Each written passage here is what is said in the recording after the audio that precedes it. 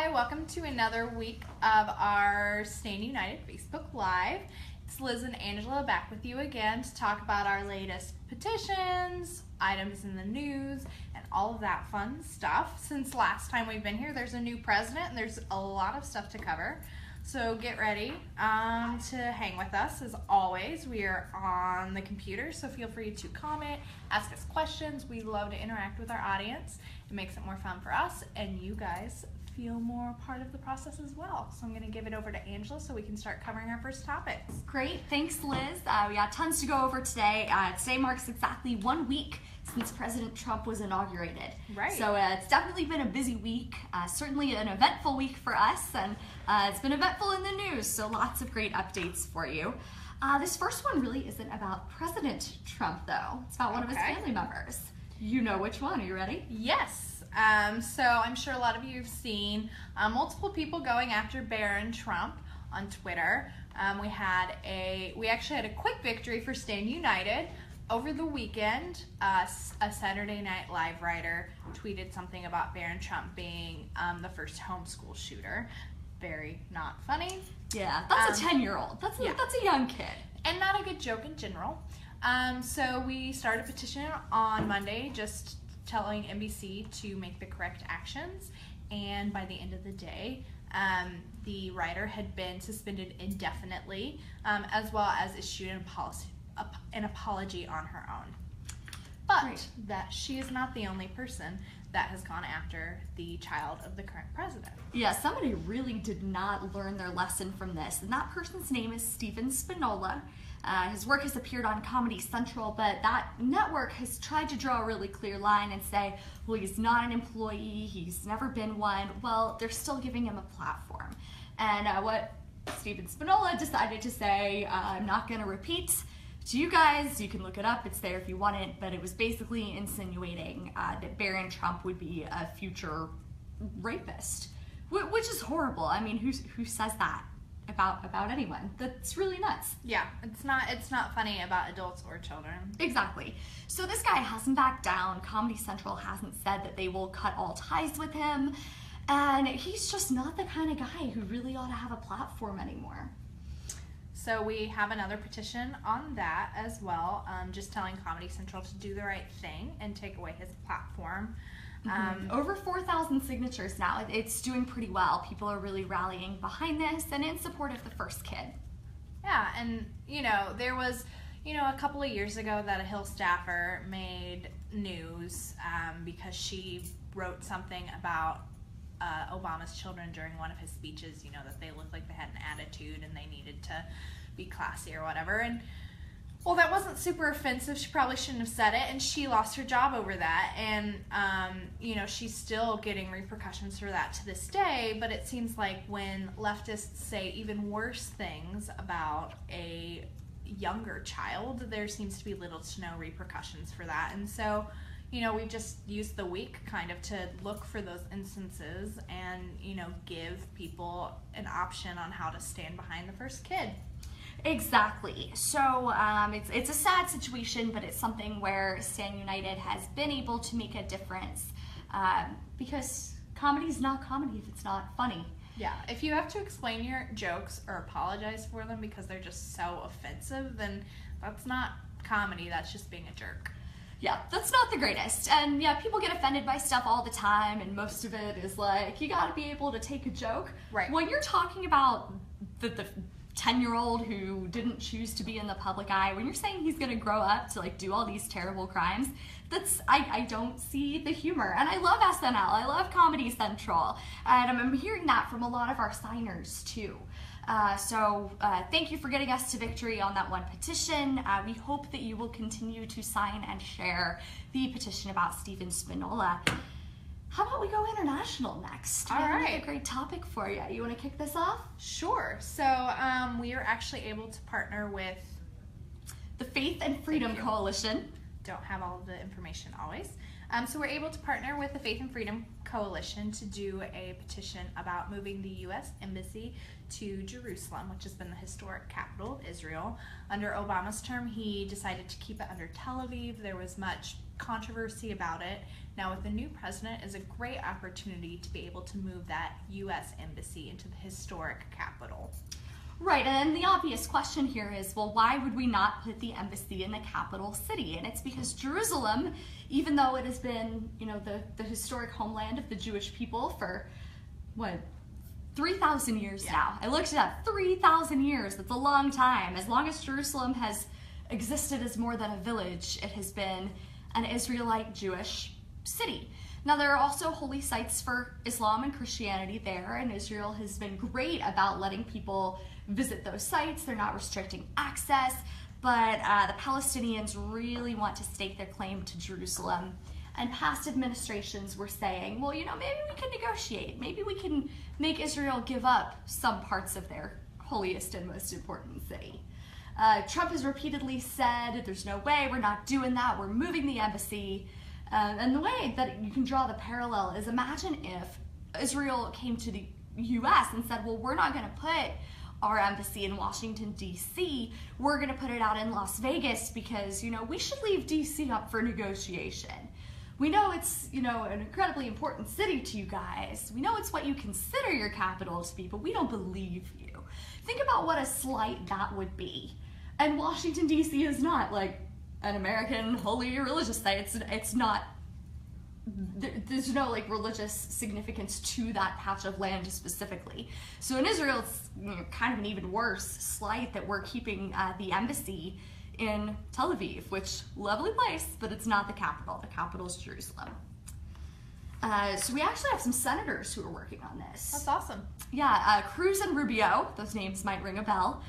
They're working on a bill that would move the embassy. This is something that the State Department could do potentially on its own, but with congressional approval, or Congress could push it through and then force the State Department to move it.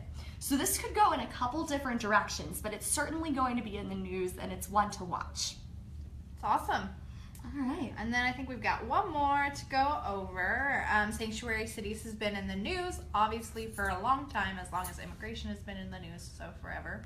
And I know one of the executive orders that President Trump has done over the week has been one on sanctuary cities. But we have a petition up with, now over 12,000 signatures telling Congress to defund sanctuary cities. A part of all of the federal budget goes to cities to usually help with infrastructure, public libraries, that kind of stuff.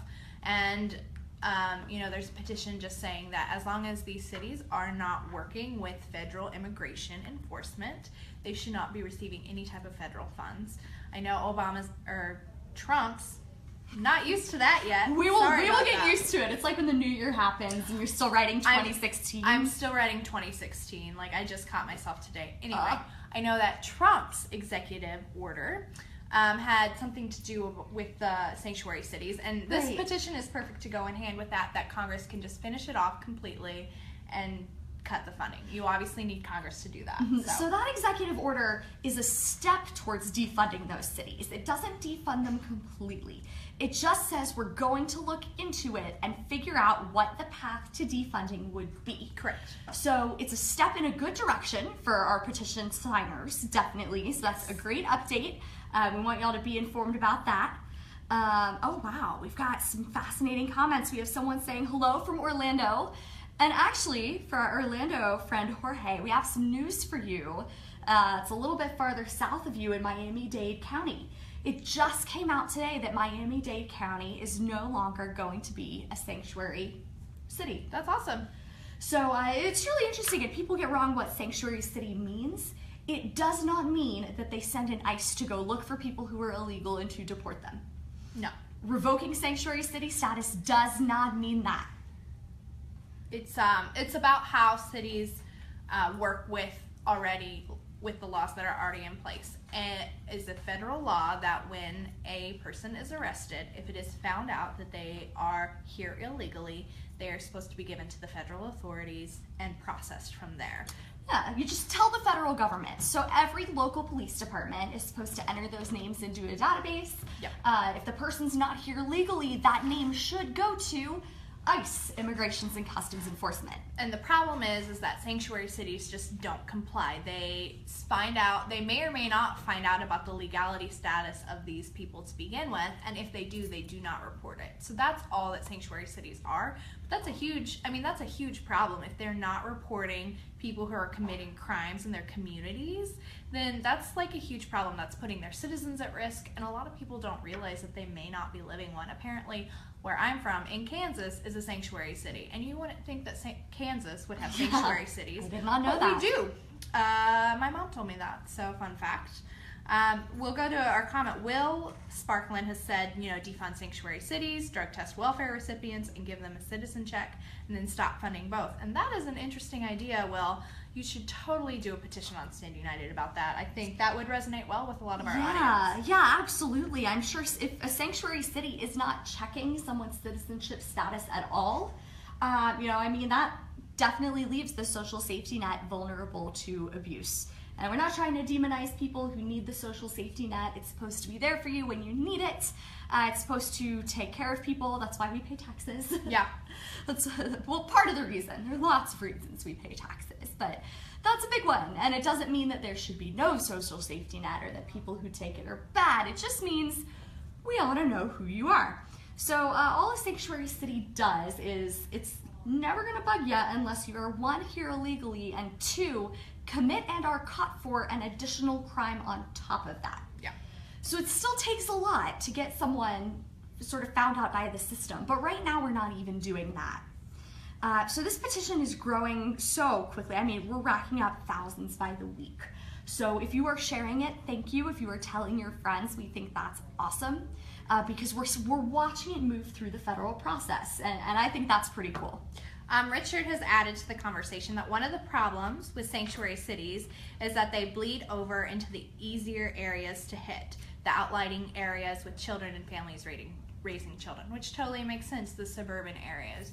DC is a sanctuary city, and that bleeds out into places of suburbia and all of the towns surrounding it where a lot of people live. Right, so when one county or one city says, oh, we're just not going to enforce the law, it makes it so much easier for bad things to happen in places around it. You may remember the murder of Katie Steinle. It was an incredibly sad story from a while back, but she was killed by someone who came to America illegally. In San Francisco, and who was a repeat offender. Right, so he had committed multiple crimes already. And instead of catching that and realizing, hey, 1, you're not supposed to be committing crimes, 2, you're not supposed to be living here because that's illegal, none of that was caught, and she lost her life because of it. So she's just the best known example. There are many other situations where it happens all the time. And it's so sad, and because the immigration status isn't known, people don't report it. Right. So it will be like, man in St. Louis commits this crime, and they won't even know to put it in the media, like this person was not here legally. So, I hate to end with you guys on a very sad note. We do have one happier one, though, about the Baby Liberty petition. All right, we've got an update. Yeah, I've been in touch with one of Baby Liberty's loving relatives. She's a really great lady who was at a hearing regarding Baby Liberty's adoption yesterday. I know, we do not have a final answer yet. But it was a long courtroom day from what she's told me, and things are moving in the right direction.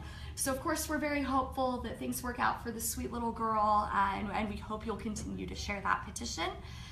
So thank you for watching, and have a wonderful weekend. We will be back next week, Wednesday morning, and that is going to be our new official Facebook Live time. Yes. So we will see you next week on Wednesday. Bye.